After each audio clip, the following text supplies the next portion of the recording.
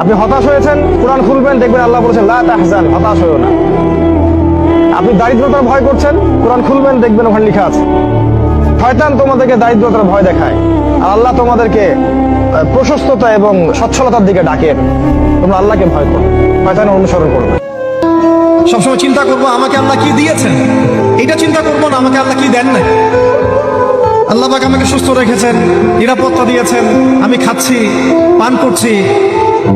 এই যে নিয়ামত, আল্লাহ পাকের যে অগণিত নিয়ামত, এটাকে স্মরণ করা এবং সে অনুযায়ী শুকরিয়া আদায় করা। আল্লাহ পাক সবাইকে শুকরিয়া আদায় করার তৌফিক দান করে।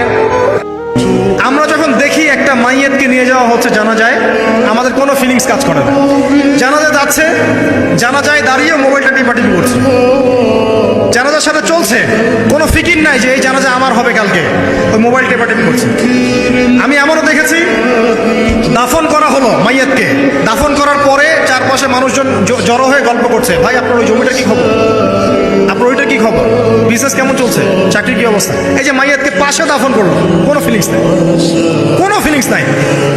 আমি আত্মশুদ্ধির কথা বলছি, আত্মশুদ্ধির জন্য আপনার মনটাকে পাখির মতো সফট নরম করতে হবে। আমার ক্ষুদ্র জীবনে অভিজ্ঞতা থেকে দেখেছি, ছেড়ে দেওয়ার মধ্যে সুখ আছে।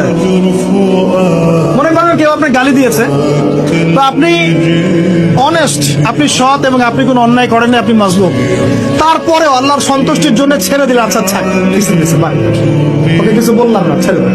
এই ছেড়ে দেওয়ার মধ্যে যে এত সুখ, এটা আপনি বুঝতে পারবেন। শীতকাল আসলেই সাহাবীরা বলতেন আহলান সাহলান, আহলান সাহলান, শীতকাল তুমি এসেছো আলহামদুলিল্লাহ। এখন রাত্রেবেলা এই কোরআনওয়ালারা তোমরা উঠে যাও এবং কোরআন তেলাওয়াত করতে থাকো, এবং দিনের বেলা তোমরা সওম পালন করতে থাকো, আলহামদুলিল্লাহ। তো শীতের রাতটা কাজে লাগাতে পারি না আমরা। কোন অবস্থায় আল্লাহর প্রতি ভরসা হারাবেন না। আল্লাহ রাব্বুল আলামিন আপনার ব্যাপারে পরিকল্পনা করে রেখেছেন। আপনার মনের মধ্যে যদি সততা থাকে, অনেস্ট একটা মন থাকে, ইনশাআল্লাহ আপনি দুনিয়াতেও সফল হবেন, পরকালে সফল হবেন। আপনি যদি সৎ হন, মনের থেকে যদি আপনি সৎ হন, আল্লাহর কাছে আপনি সৎ হন, সারা দুনিয়া মিলে আপনার কোনো ক্ষতি করতে পারবে না। মনে রেখো বান্দা, দুনিয়া নিয়ে ব্যস্ত হয়ে গেলা, আল্লাহকুমুত তাকাসুর, দুনিয়া বাড়ানোর নেশা তোমাদেরকে আমি আল্লাহ থেকে, ইবাদত থেকে গাফেল করে দিল।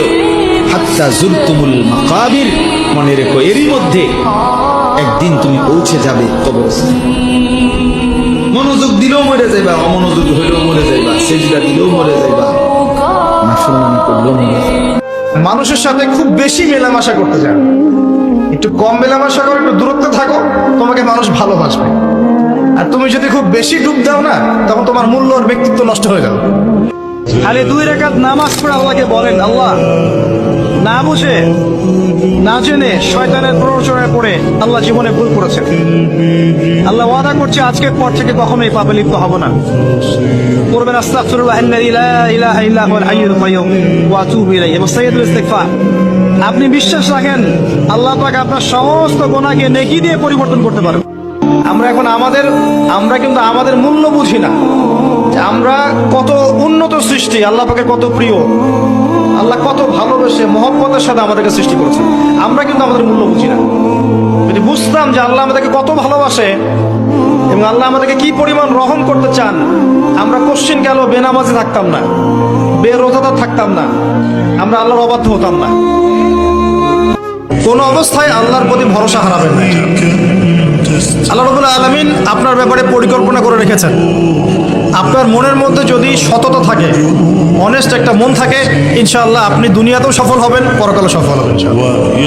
আর আপনারা সবাই জানেন, সুদ যে খায়, যে দেয়, যে নেয়, যে সাক্ষী থাকে এবং যে লিখে রাখে, সবাই কিন্তু সমানভাবে অপরাধ। নবী সাল্লাল্লাহু আলাইহি ওয়াসাল্লাম সবাইকে লানত করেছেন, করেন নাই? আল্লাহ পাক কোরআনে বলেন নাই, ওয়াযারু মা বাকিয়া মিনার রিবা ইন কুনতুম মুমিনিন ওয়া ইল্লাম তাফআলু ফাযারু বিহারবিন মিনাল্লাহি ওয়া রাসূলিহি। তোমরা সুদ ছেড়ে দাও, যদি না ছাড়ো তাহলে জেনে রেখো এটা আল্লাহ এবং তার রাসূলের সাথে যুদ্ধ করার মতো অপরাধ। ওই পুরুষের চাইতে কাপুরুষ, ওই পুরুষের চাইতে নিকৃষ্ট, ওই অভিভাবকের চাইতে নিচু নিকৃষ্ট মানুষ আর কেউ হইতে পারে না, যে দেখে যে তার স্ত্রী, ছেলে মেয়ে টেলিভিশনের মধ্যে, মোবাইলের মধ্যে একজন যুবক পুরুষ একজন যুবতী নারীকে জড়িয়ে ধরছে। এই দৃশ্য দেখতেছে তার ছেলে তার মেয়ে, এরপরও যার আত্মমর্যাদায় আঘাত লাগে না, যার কাছে লজ্জা লাগে না, শরম লাগে না, তার চাইতে নিকৃষ্ট পুরুষ কোনো আল্লাহর জমিন আর কেউ হতে পারে না।